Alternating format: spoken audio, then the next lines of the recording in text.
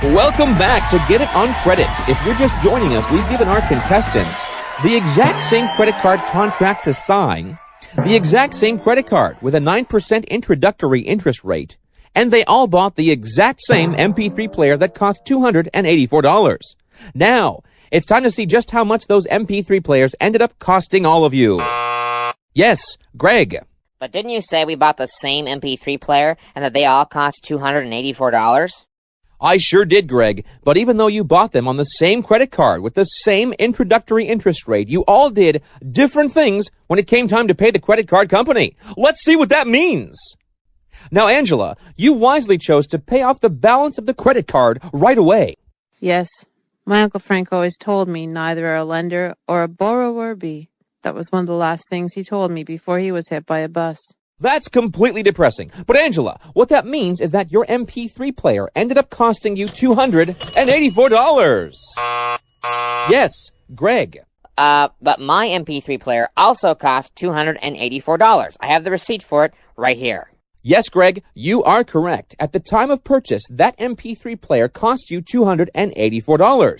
But you chose to pay the credit card company back by paying only the monthly minimum payments. So what's wrong with that? Well, Greg, there's nothing wrong with that. But because you were paying 9% on $284, you were making a payment of $7.07 a month. By the time you finish paying for the $284 MP3 player, not only will it be obsolete, but it's going to cost you $339.36. Oh, that's what I thought you'd say. Now, Stephanie, let's look at what you did with your credit card. Stephanie? Oh, sorry. Did you say something, Frank? No, but frankly, I know what I'd like to say. Stephanie, how much do you think your MP3 player ended up costing you? Hello. We all paid the same price for our MP3 players, $284. Oh, that answer is wrong, and it's going to cost you big time, I'm afraid.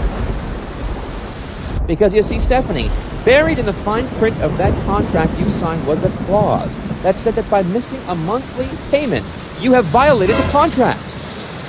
Oh my gosh! It does say that! And when you violate the conditions and terms of the contract, they reserve the right to increase the interest rate!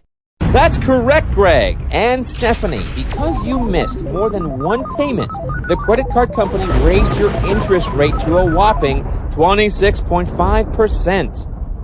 Which means that by the time you finish paying that $284 MP3 player off, making monthly minimum payments at 26.5% annual interest rate, it's going to cost you $480, almost double the original amount. Oh my gosh! That's horrible!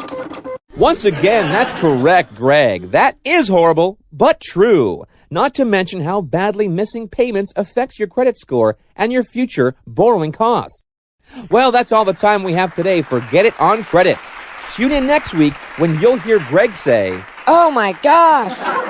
Until then, pay down those credit cards. I'm the funny money man, and I think you should know this.